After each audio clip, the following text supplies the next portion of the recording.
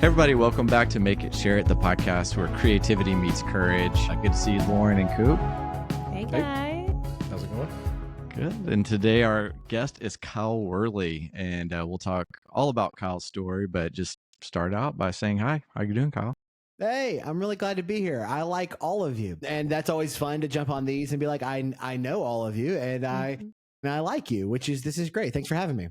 Yeah, absolutely. We're pumped to talk about your creative process in particular today. And Kyle is one of the more creative people I know. Is a friend. He's somebody that we've had lots of great conversations over the years about creativity and about making and sharing things. And sometimes that's been in church planning, and then sometimes that's been in writing books and all of those spaces. Kyle's just an amazing father, husband, and friend to many people that we all know. Has a lot of shared friendships here, which I'm super grateful for. And then on the resume side, as we use some of that resume eulogy stuff, he's a pastor and he's an author and a podcaster.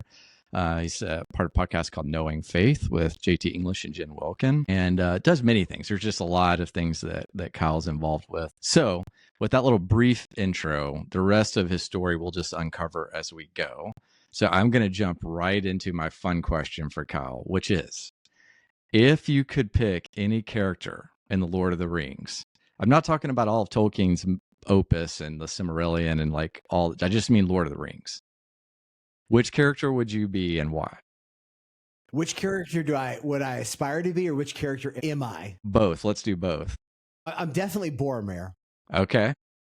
I'm definitely Boromir, no doubt about that. Instinctually, I think that I'm exceptional to power, and I think that I would take it and I'd be the guy to use it redemptively. Boromir thinks like everybody else has messed up the ring because they're messed up, but I'm going to get the ring and I'm going to do good stuff with it. That's who I am by nature, but who I would like to be is Samwise. Yeah. I'd like to be a really good friend. I keep a little Funko Pop of Samwise on my desk at church, just as a reminder of who I'd like to be. But that's not who I am instinctually. That's maybe more of the grace redeemed version of Kyle Worley. So yeah, that's definitely true. What about you, Kent? I mean, we can ask everybody, but I want to hear it from at least one other person.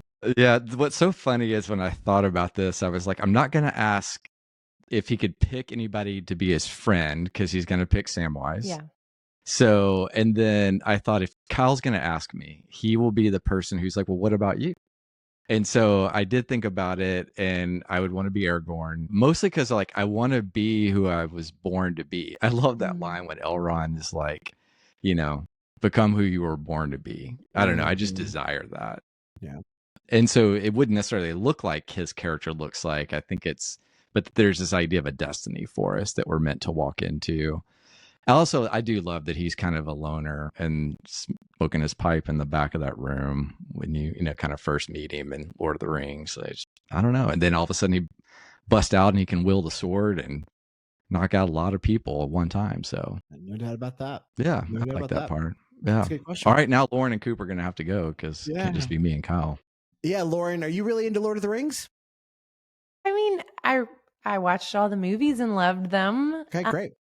I actually love Sam. I mean, if just that idea where he didn't have to be the one who was carrying it, but that he was just a faithful friend who loved his people really well. So I think if there was someone I would aspire to be, it's him.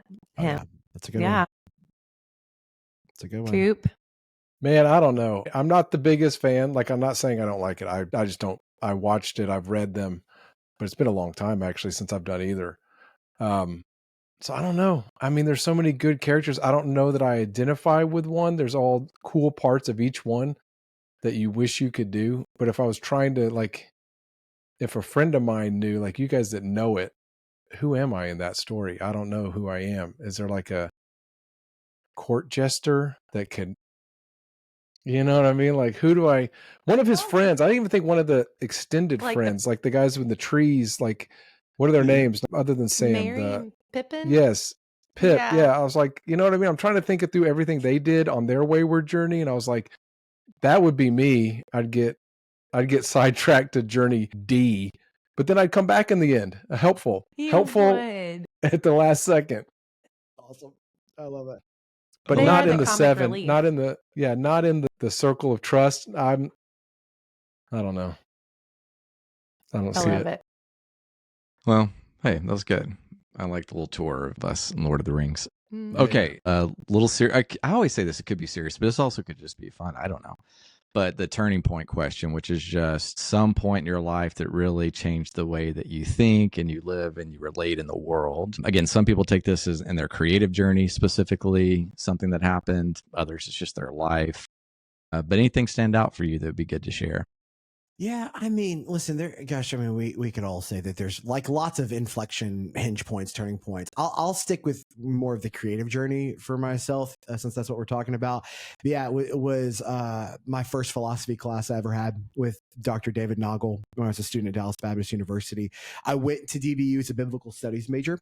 I had grown up in a Christian home, was really actively discipled by my parents, and got to college really expected to just kind of do this biblical studies degree and go as quickly as possible into service in the life of the church, and had an introduction to philosophy class with a professor named David Noggle, and realized that, man, I really needed to be taught how to think. He spent the next 4 years along with the other philosophy prof there doing that, and it was absolutely transformative for me, like without a doubt. So yeah, that was a huge change for me, just in terms of, I felt like the world opened up significantly, and that was a massive 1-2 punch really for me. Was senior year of high school, had an English lit teacher who was philosophically minded, and she kind of primed the pump. And then philosophy in my freshman year, I changed my major. It changed really everything about the next 4 years, and that was really significant for me. So huge change. Yeah. There's some good stuff. I'll put a link in Sacred Slang, which is Kyle's Substack, where I think you've written a little bit about more about him and influence and things like that. So yeah, very cool. Yeah, I mean, he really, I think the best way, I felt like I had an English teacher in high school that taught me how to read. I mean, I knew how to read, like the mechanics of reading, but she taught me how to like read reflectively. And then I had this professor in college, and I felt like I knew how to think, knew how to form opinions and develop convictions and make things. But he really gave me a jetpack that I have used since then. So great. All right. Well, I'm gonna get us into the actual meat of the podcast. So we were talking pre-roll. Kyle has released a book recently called Home with God, or Union with Christ. And it is really one of my favorite things that Kyle's taught that I've listened to before it was a book. And many people have said that it was just very transformational about the doctrine of the union with Christ, our union with Christ as believers. And so, but we're not going to talk about that on this podcast. There are a lot of other podcasts where you can hear more about the book and the theology behind it, and it's beautiful, and I highly recommend it. He has another book called Form for Fellowship coming out soon as well. And so what we want to do more is just talk about Kyle's creative process, his process of making and sharing. There's more in the pipeline. Kyle loves to write, and there's not just nonfiction, but fiction. So yeah, we're going to just dive into that. So let's just start with, because it is recent, with Home with God. You're getting ready to create this, I think, first trade book. Is it, or I know you maybe self-published one before. Yeah, I self-published a book in 2012. Okay, yeah. And that was different, but that was a trade book, but I self-published it. That was like coming out of the blogging like 3 times a week. Was like, man, can I write a book? Didn't want my first book to be a traditionally published book. Honestly, didn't want to burn my first traditionally published book opportunity on my first project. So I self-published, and that was a great learning adventure. This is my first, feels like I've been calling it my first big boy book, my first traditionally published, like it feels official kind of things. Yeah. So let's start with just the making of that.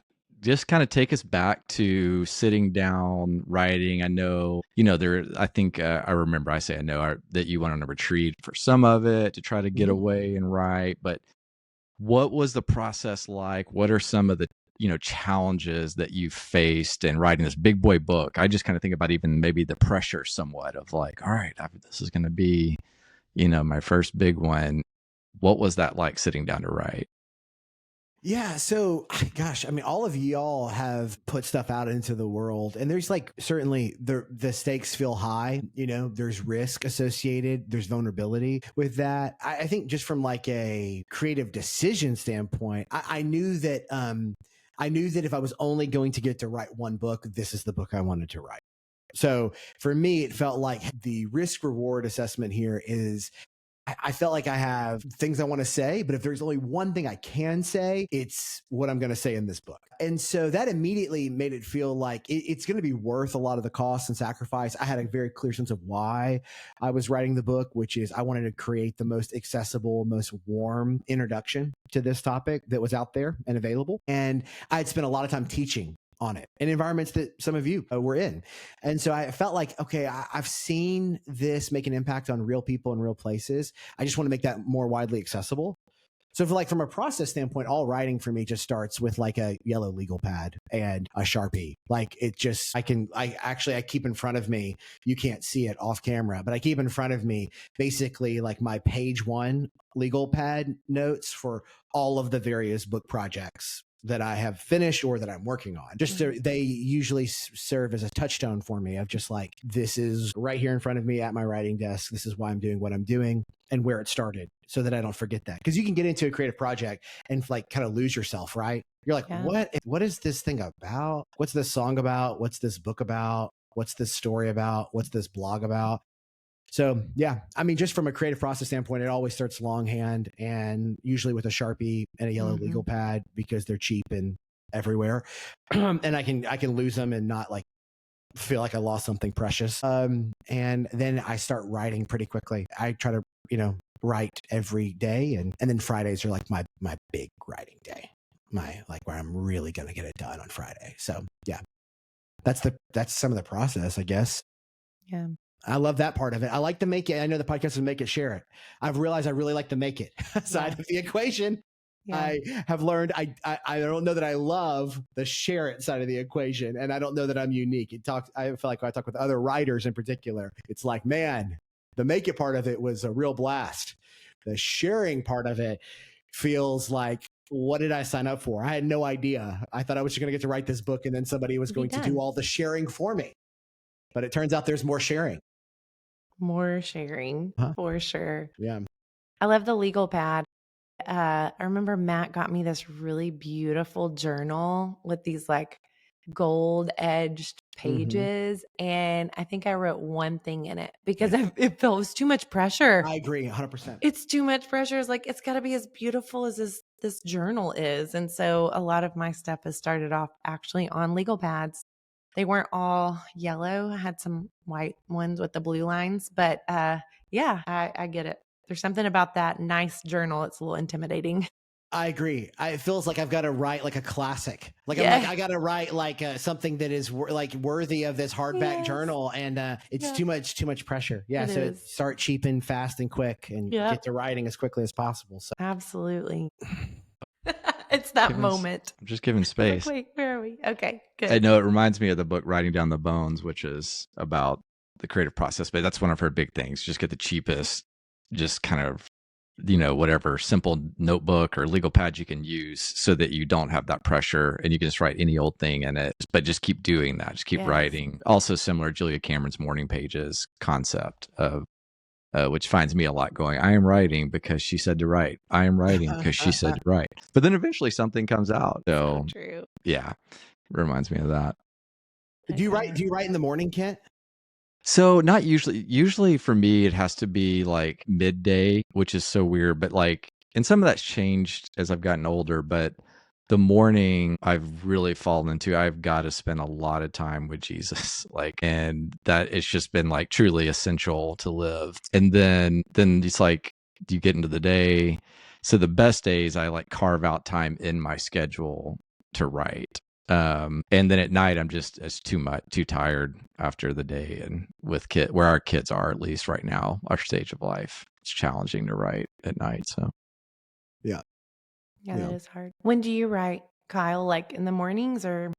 Well, gosh, it's funny because I I feel like I'm a disciplined writer for my weekly pages. I was trying to come up with another D word, but I'm not going to go into, I'm a haphazard writer when it comes to my daily writing and pages. So every Friday I write from 1:30 to 4. Okay. Like it is going to happen. I am writing from 1:30 to 4. Now, every other day I'm writing. When I'm writing on those days is really subject to the energy that I'm in, kind of my interest on that day. And so it might be 8 o'clock to 10 o'clock. It might be 5 a.m. to 7 a.m. It might be noon to 1, but it's not nearly as structured. But I'm going to write. Like I'm going to write probably 1,000 to 2,000 words a day. Yeah. And then on Friday, I'm going to write 4,000 to 5,000 words. But when I do that during the week is really a question mark, but I for sure will write on Friday afternoon. Yeah. So that's been my thing. Actually, I know that. So, I know Matt does jujitsu, your husband, Lauren. Yes. So Friday for me, my routine Jiu-jitsu is daddy-daughter date in the morning. Yes. My daughter and I do some homeschool stuff with her on Friday morning. Then I go to jujitsu at noon, come back, take a shower, play whatever music I'm listening to as loud as I can crank it, slam a protein shake, and get to my desk by 1:30. And then I'm writing until 4 o'clock. So that's my, if I can have that set of time from noon to 4 o'clock on Friday, I can get a lot done. I've actually, I think, seen somewhere where like jujitsu, doing stuff, even going for a walk with a weighted vest is gets you, your brain is just so productive after that. It's so on fire and ready to produce. So I think there's even something scientific and biological to doing the jujitsu before. That's what Matt said. It just really, he feels so focused after he's been on the mat rolling with guys. Yeah. Yeah. Okay, I have a question. Have you always enjoyed writing? Did you write as a kid? Do you have a moment where you're like, I really like this and I'm really good at it? I loved reading and I loved words. Okay. And then it felt like to be a part of that conversation, writing is kind of like if you want to go further, if you love reading and you love words, and you want to go further into that world, writing is the next step. And so I think I really got to writing because I felt like I wanted to say things in words, and writing was the way to do that. So yeah, I don't know that I would say I was just always writing as a kid, but I was always reading as a kid. I used to get grounded from going to the library. That was my punishment, and which just feels like such a terrible nerd I thing. love it. But it's so nerdy. It's very true. It's so great. I loved the choose your own adventure books because it felt to me I always say losing choose your own adventure as a steady, a staple of Christian or children reading is such a loss, because I do feel like it engineers storytellers in a very simple format. And I just would plow through those. I once wrote a letter to our local library and enclosed $5 because I'd read all of the choose your own adventure books. And I was like, here's my contribution to the library. Get another one. For a choose your own adventure book. That's amazing.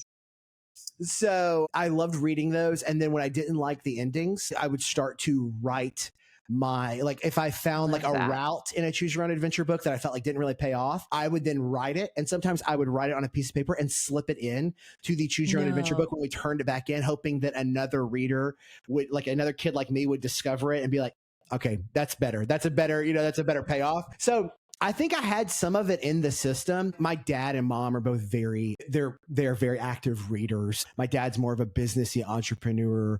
My mom was an elementary ed teacher who was very literate. So I just was around a lot of words and a lot of wordy people, and felt like writing was probably around high school. Felt like I started to find my voice. Had a couple of really ambitious English teachers, and they pushed me to write more creatively and thoughtfully. And then college, certainly philosophy was a big part of that. We didn't have tests at the end of our philosophy classes. We had these where we would show up and they'd be like, hey, you have 2 hours and you need to write the best essay you can in the next 2 hours on Aristotle's Aesthetics. And it's that's it. And so felt like I learned some discipline and some practices having to do that. So had a lot of fun. What about you? Were you always writing?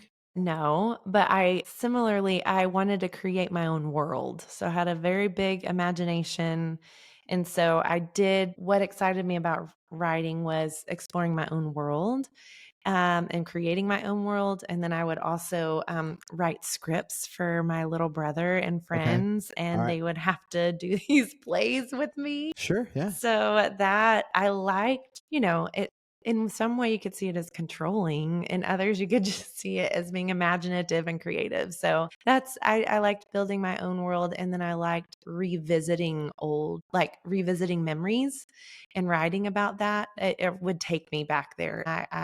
With the loss of my grandmother when I was 15, she was very dear to me, and she was kind of who I wanted to be. She loved horses. She was kind of somewhat of a free spirit. I just always enjoyed time with her. And when I lost her, there was a lot of writing about her, and my memories out at their farm were very healing for me.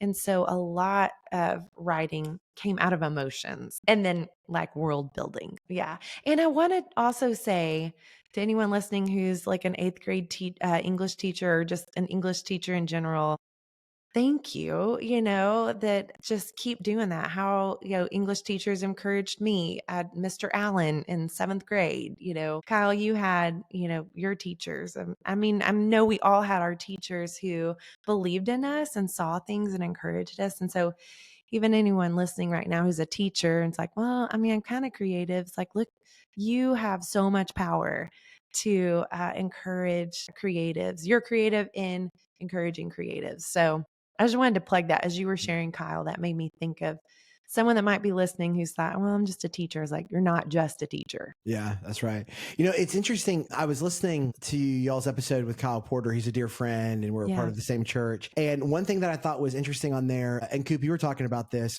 I think out of all of us on here, and correct me if I'm wrong, Kent is the only one with formal education in like a creative space. Is that right? Yeah, not me. Like, you don't have any formal training, right, Coop? Like from a theory perspective? No, music-wise, no, but my degree is in film. Okay. Yeah. But I never did music ever. Right. So you didn't do any formal training in like theory or... No. And I've been told by so many people, and I just saw an interview, Rick Beto interviewed Adam Duritz this week, and he quit his college theory class. Like, I've been told by so many people, that's my superpower, is that I'm in a room with guys limited by all the things you can and can't do and what you're supposed to do. And I just play what I feel and what I hear and what just sounds like would make, I always say, I want something to make me move. I want something to make the hair on the back of my neck stand up or give me goosebumps. And it has nothing to do with theory. And so if I just do it, people go, I've been told so many times, I'll say this, what you're playing shouldn't work. And it works. What you're playing is technically wrong. And when people tell me that, they tell me that in the church all the time. What you're playing is technically wrong. And I was like, okay, is someone going to come and give me a red card? Like, can we proceed? Because it sounds cool. Yeah. So I'm actually really grateful for the things that I did study. And like my parents, like in certain things that like I got classes for, I'm really appreciative that my drive to always just be, like you said, continuing the conversation with music. I was listening to so much. The next thing is having to learn how to play it. And then the next thing is going, well, if I'm going to do this for a living, I doubt anyone's going to pay me to play their songs. Yeah. So I better play my own. In that process, it was always just learning by ear and learning from friends and playing with people that were better than you. So they're talking theory or maybe even illustrating theory without saying it. And I go, I don't know what it is, but it's in a Tool song I heard once. Right, and they go, yeah, that's right. They were using that theory. And so I already knew a lot of it by osmosis anyway, but I'm really thankful for my personality that I don't know it. Yeah, I agree. And that's what made me think about this is just like, I feel like when you're thinking about creative process, for the longest time, I was really kind of bashful, especially when I started initially doing online writing. When I went off to college, I was like, I'm going to write 3 articles a week for my blog. Like, come hell or high water, I am going to write 3 articles a week, Monday, Wednesday, Friday. And so I did that for 4 years.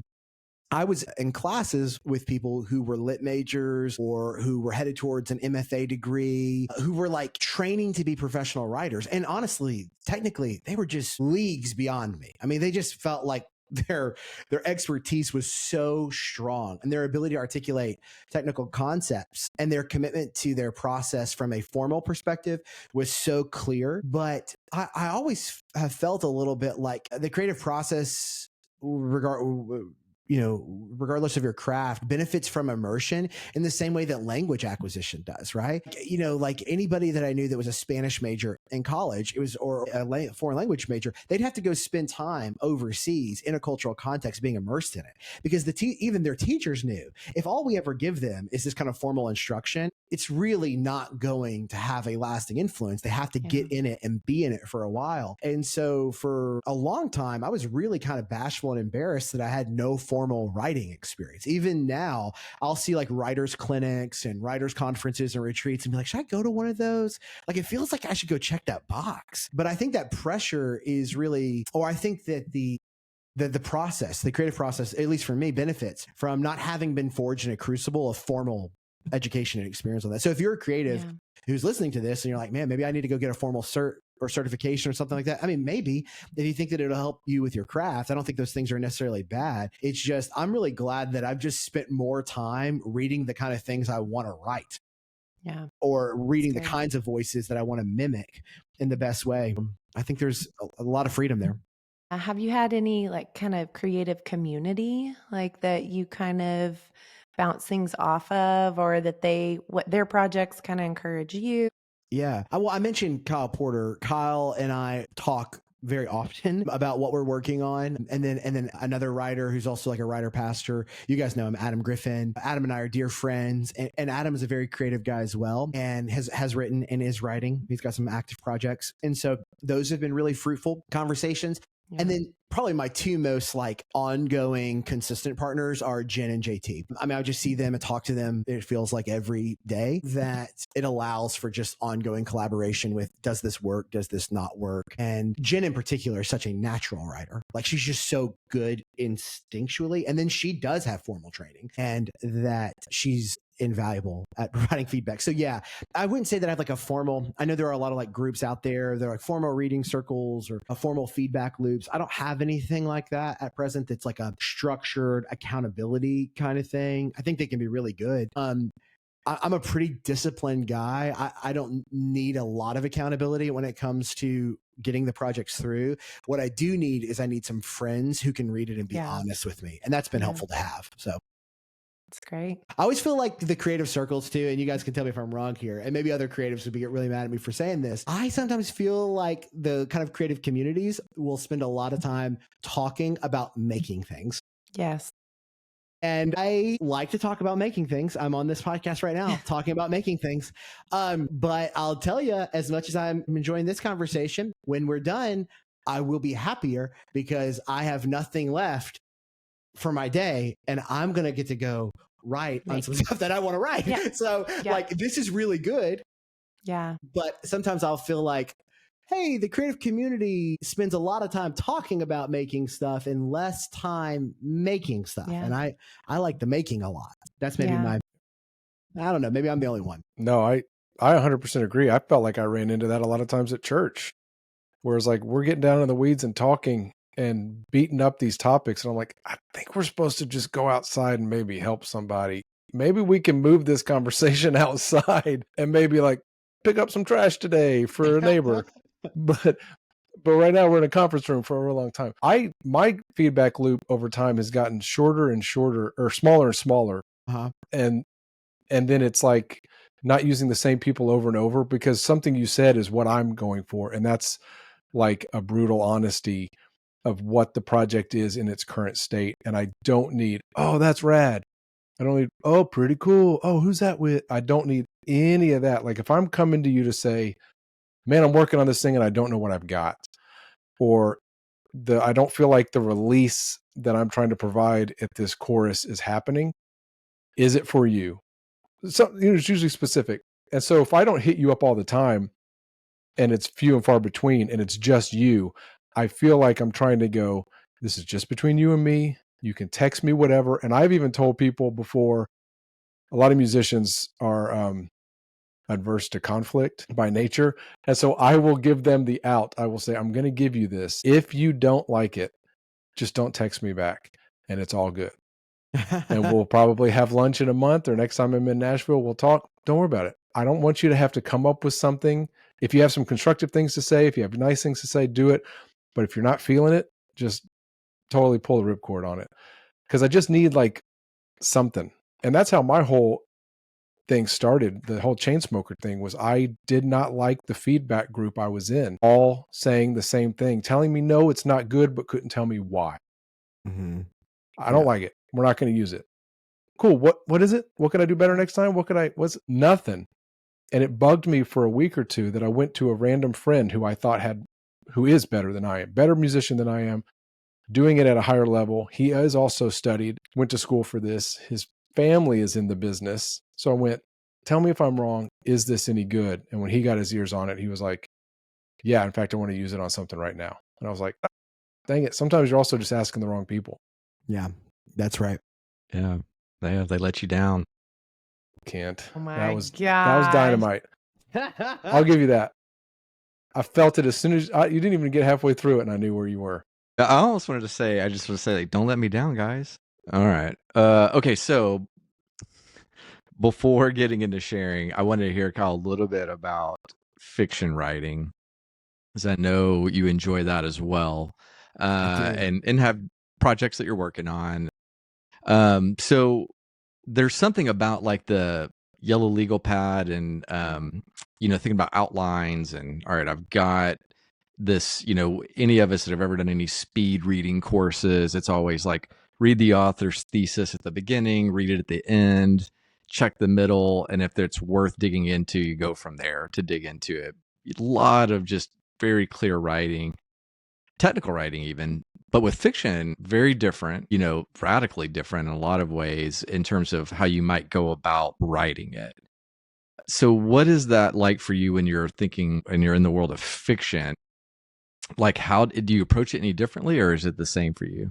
No, it feels very different. And it really does. It does feel like speaking a different language. And it's something that I'm really kind of chest deep in right now. I have to reserve some space in my schedule for just kind of like free range writing. I think this is like, it's like when you get a couple of musicians together and they're just noodling around for a little while and just kind of riffing and like getting the juices going. I allow a little bit of that on Friday, and that's typically what comes out at that moment is some sort of fiction, is some sort of story. And over the last 6 months, it's been some work on something that I'm developing that could go nowhere on John the Baptist, which I've really loved. I've really enjoyed.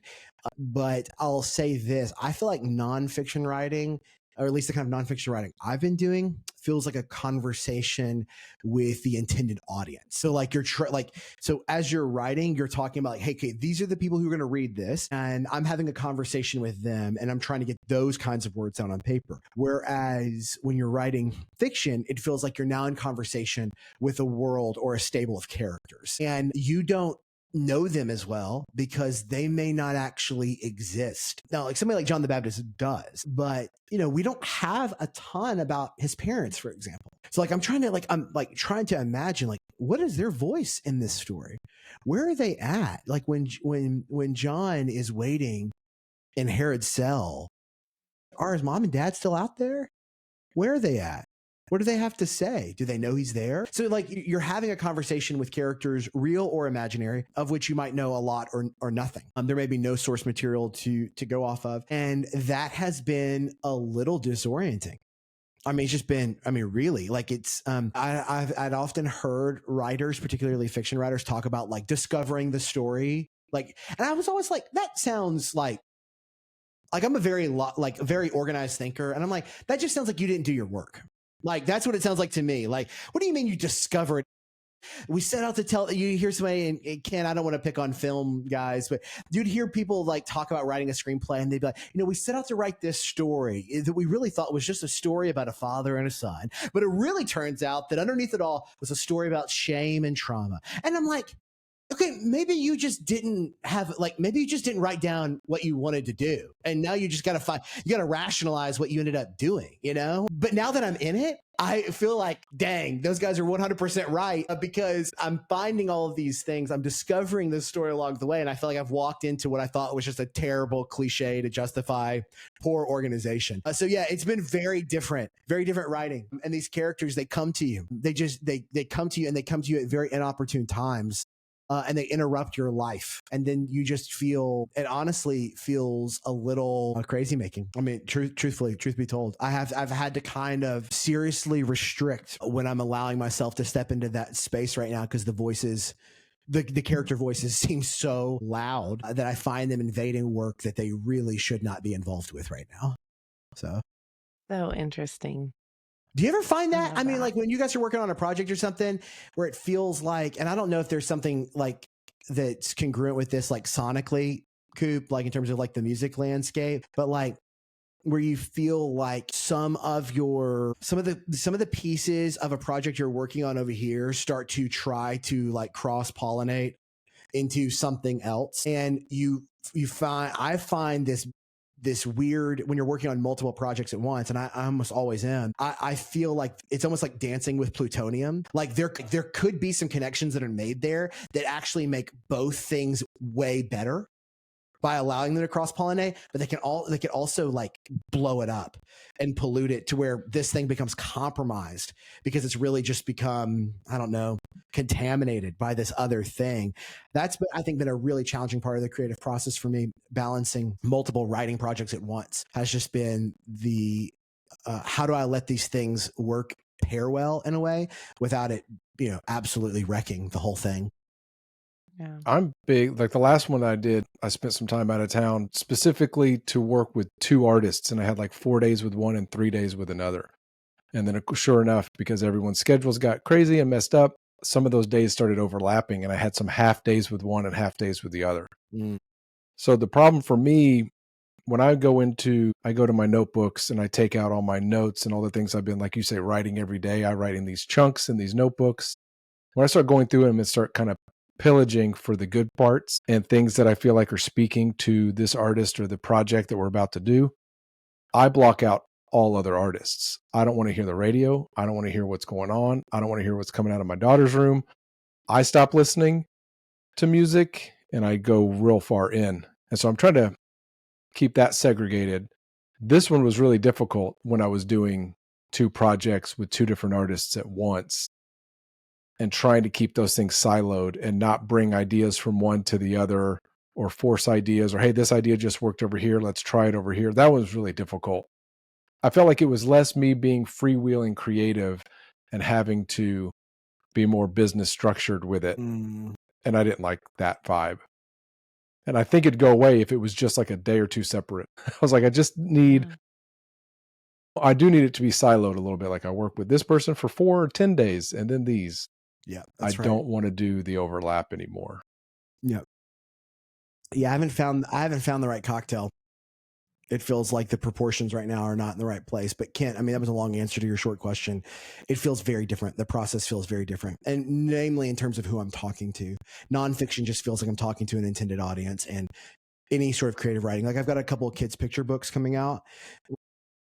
And Lauren, you've done this. Mm-hmm. And I thought kids' picture books were going to be the easiest thing I had ever done. Yeah. I was like, when they told me, they're like, yeah, it's like 900 words. I was like, 900 words? That is an afternoon. The editing for my forthcoming kids' picture book has been longer editing those 900 words than the entirety of Home with God. And Home with God is 40,000 words. So it's just been like, yeah, and they ask questions about like, okay, yeah, but like what's the there's a dragon in the kids' picture book that I'm working on, and they're like, well, what's the dragon's motivation? I'm like, it's a dragon. Their dragon. Their motivation is get all the riches and destroy as much as. They're like, yeah, but like, why this village? I'm like, because that's the village that was close to the mountain, to his lair. Yes. Like, the more I get into it, the more I'm like, okay, I can see how this textures what the illustrator is going to do. But sis, I got to tell you, I thought the kids' picture book world was a total racket. I was like, whoever gets into kids' picture books, that is a total racket. That is slam dunk easy. And now that I've done it, I'm like, this is so hard. I don't know that I want to do another kids' picture book. It is hard. I remember just the edits coming back and I was like, I mean, I feel like it was pretty clear, but I mean, very nitpicky about every single word. Yeah. But it was good. It made it better. Yeah, for but sure. yeah, it's not as easy as it appears to be. No, for that's sure. definitely the case. Okay, I have a question about if you're writing it now, I don't know what the setting is for all of your fiction books, but curious, have you had to do much research, on John the Baptist, researching the first century? Have you done that? Okay. Yeah, so that's kind of where I'm at right now. The JTB project is very early on, and it's one of those things. You talk about creativity as a Christian or creativity as a pastor.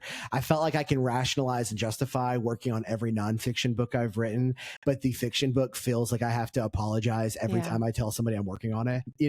That's kind of just the world you inhabit. I think as a Christian maker, creative, writer, is it like writing a straightforward book on you with Christ? Everybody's like, yeah, that makes total sense. Writing a fictional account of the last 24 hours of John the Baptist's life, people are like, can you do that? Lots of people have been asking me, can you do that? And I'm like, I think I can. I hope so. The inkling's good, so yeah. So no, but I have been doing research for it, and one of the things that I think maybe this is true of all historical fiction, but one of the things that I've had to do is ask myself, how much do I want to know about the world as it was? Yeah. Is this story going to be told through the prism of strict historicity? Right.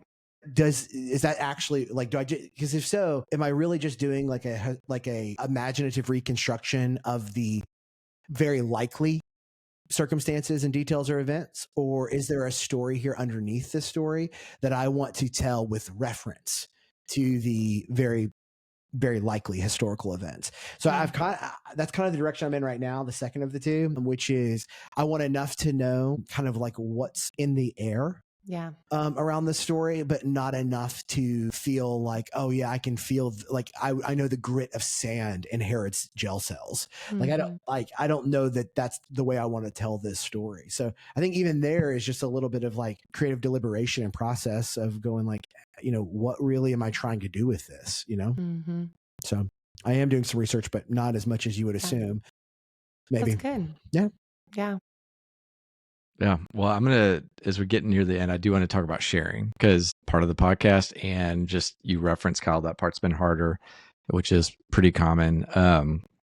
So yeah, let's just, I guess, start with like what, we can assume some of the things, but what are some of the challenges that you've personally faced when trying to just, especially like a book like Home with God that's got a publishing company behind it and a team and all of that, we got to get the word out, here's some ways we can do it. It's different than a self-publishing situation where it's just something that's, you've done. So yeah, what has that been like, and what have you faced? Yeah, well, every time that you're doing something to share it, you can't be making something. So I think that's the predominant difficulty, is every podcast that you appear on to talk about the book you just wrote is 45 minutes or an hour of time that you could be writing or working or editing or refining or thinking. And I will say, I think that's been the biggest challenge, is I can get the writing time back. I can't get the thinking time back. And that is invaluable. Just the solitude and the quiet space. So that's, I think, a challenge. The other challenge, I think, with sharing it is, man, there are so many places to put your voice now. Like, what are you going to do? You're going to share this? Do I need to have a LinkedIn strategy? Do I need to have a Substack strategy? Do I need to have a Substack notes strategy? Is Substack a social platform, or is it a newsletter sending avenue? Do I need to have a Reels strategy? Should I be on YouTube right now? Man, you know what? Maybe I should have an author page on Facebook to create dialogue between me and my readers. I should reply more to comments on the Instagram that I get. Should I respond to every DM? Should I share every time that somebody posts something positive about my book? And you don't know. I mean, and the publisher wants you to say everything everywhere all the time. That's their dream scenario, is to have an author that's like everywhere, all over the place, all the time, every podcast, everything. But you just can't. And I've learned that the hard way. I think I did too much with Home with God. Like I think I did too much with Home with God. And all of my friends who had published that I trust told me, hey, they're going to ask you to do too much. And I was like, yeah, but I won't make that mistake. And then I absolutely did. And so I just think I did too much. I don't think that I've trusted time.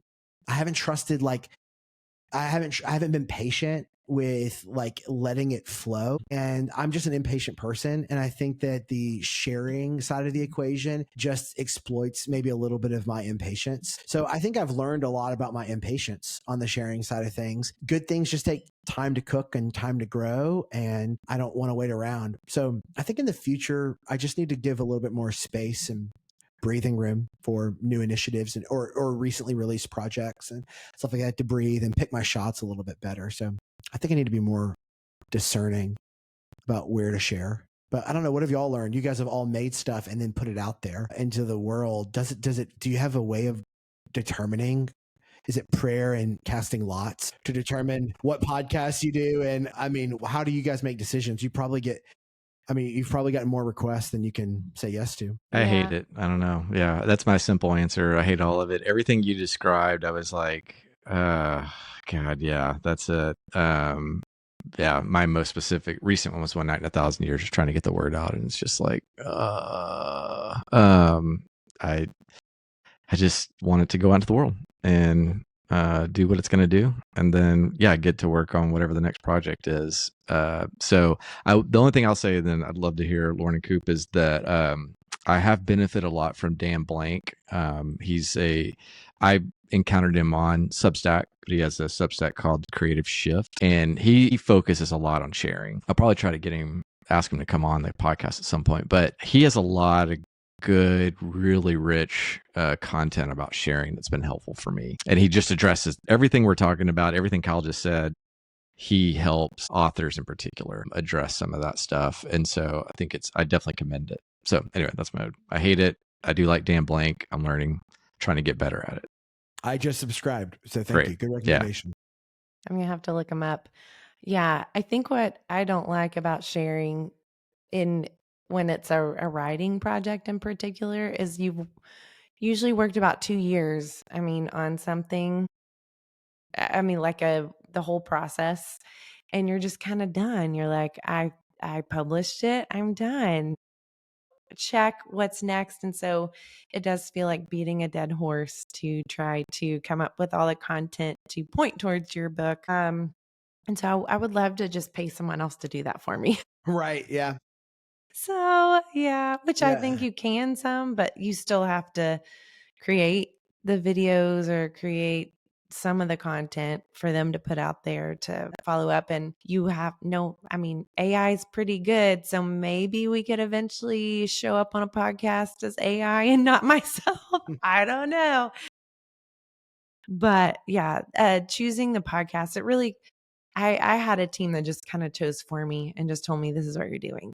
And I was like, okay. I didn't really feel like I had a say. Yeah, I was on some interesting ones for Steadfast Love. It was interesting. But they're good. So I don't know. I didn't love it. Yeah. Yeah. It's a weird thing. Like I came up in both film and music in the 90s where there was one avenue to be shared. You got on a record label and got distributed into stores. You got into film festivals and hopefully got a distribution deal to show up into theaters. So when I was really trying to pursue it, that was kind of the only times where I was the face of anything I was making, or one of the faces of anything I was making. Either we were a band or writer, director, or actor, somewhere in there. Then all of the social media and the millions and millions of outlets and self-distribution everywhere, and the whole thing got flipped upside down, both from a revenue stream, but also how you market and how you distribute. I think the Lord saved me from ever being a lead singer, which I'm grateful for. I could not be better served for this role, being a 46-year-old bass player songwriter. There's no one that hides in the corner more and is not asked to do anything more than me. And I'm the first one to go, I don't need to do anything, right? And they go, you're good. Yeah, you're good. See ya. I don't want my name on it. They're like, hey, do you want your name on that? Nope. Don't worry about it. It's on the paperwork. We're good. Don't post me on there. Don't tag me on private. That's just going to cause a bunch of people I don't know to try to ask if they can follow on Instagram. So I think I'm in a sweet spot now, but it took till I was 46. If you were a new artist, if I was 23 right now trying to be a songwriter, that advice and the things I've done with some groups that I've helped try to manage, it's a nightmare because all the things you listed, there's 50 more. Yeah. And even if you say, well, pick one that, feels closest to you, if you're a visual medium guy, so you'd like to do Instagram because you like to film and you like to take photos, that'll get exhausting in about 3 or 4 months. Yeah. Just doing one. And it's not what you're there to do. And so I have really bad advice for these young 20-year-olds as the Gen Xer, because I was like, we wouldn't have done any of this. Like all the bands I grew up, do you think they would have turned the camera on themselves and posted? Like, no. So I have a hard time telling you to do it, man. Yeah. It's funny because Coop, you're kind of a walking example of we've been in the same world for a long time, and I know you're involved in creative projects, and I have no sense of what those creative projects are at all. For as long as I've been in your world, people have said, oh yeah, he kind of does some music stuff, or oh yeah, he kind of does some stuff over there. But I've never ever heard you say anywhere what those things actually are. And so, but they're out there, they're doing it. So they're out there. Am I, I think about being on here. I'm like, golly, that's the gig I want where I just get to keep like building and making all. So maybe I should have just been a bass player is what I'm saying. Right, apparently. Not a writer. Should have been a bass player. Bass player. Yeah. It's awesome. There you go.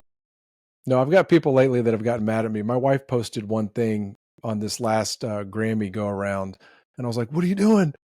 She was like, no one follows me either. It's just my friends. And I had so many friends that were so mad at me. Yeah. That they were like, what? How did we had no idea. What are you talking about? Why don't you tell us these things? And I was like, see, now I'm in trouble. Yeah. We just need to all keep quiet. Oh, man. Well, I want to honor everybody's time. I want Kyle to be able to get back to writing and thinking. So thank you, Kyle, for taking some time out to join us on the show today. Hey, thanks for having me. It's been fun. Okay, so I'll put a lot of links in the show notes as usual for where to find Kyle. But with your sharing of the work that you're doing and your ongoing work, Kyle, what would you choose out of the 50 million things? Where would you send people to follow you? I'm at Kyle Worley everywhere on social media. If you get to the Instagram or Twitter, you'll find everything else. Perfect.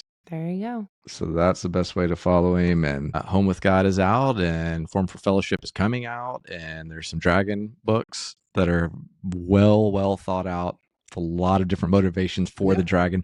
My daughter Lauren loves dragons. Lauren's gonna love that. She is gonna be so excited. Oh my gosh, she loves. Now the only thing is we have a lot of Revelation talks about she doesn't want dragons to get hurt. She has many stuffy dragons, and she likes How to Train Your Dragon. She thinks they're peaceable, and they've been misinterpreted.